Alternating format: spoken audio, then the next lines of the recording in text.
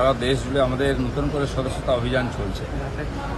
2014তে আমরা মিসকলের মাধ্যমে শুরু করেছিলাম, 2019এও হয়েছে। আবার এই নির্বাচনের পরে নতুন করে 10 কোটির বেশি মেম্বার সংগ্রহ হচ্ছে। সেই জন্য সমস্ত রাজ্যের বুথ স্তর পর্যন্ত কর্মীরা লেগে পড়েছেন টার্গেট পুরো করতে।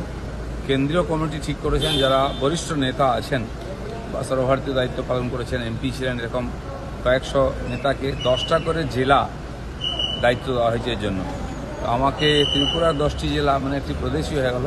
এখানকার বিশেষভাবে সদস্যতা অভিযানে এখানকার যারা নেতৃত্ব আছেন তাদের সহযোগিতা করার জন্য বলা হয়েছে। অভিযান শুরু হয়েছে প্রশিক্ষণ ইত্যাদি দিয়ে, এখন ধীরে ধীরে একেবারে জেলা থেকে মণ্ডল, শক্তি কেন্দ্র, বুথ অবধি আমরা পৌঁছচ্ছি। তো সমস্ত কর্মীদের লাগিয়ে সেপ্টেম্বর অক্টোবর পুরো শক্তি লাগিয়ে আমরা এই অভিযান করব, যাতে সমস্ত মানুষের কাছে পৌঁছতে পারি। আর সেটা আপনারা দেখতে পাবেন রাস্তায় যখন বেরোবো। আমরা এখন প্রচার সেভাবে শুরু হয়নি, প্রস্তুতি চলছে। সে প্রস্তুতি কীরকম হয়েছে, কতটা হচ্ছে দেখার জন্য আমি এসেছি।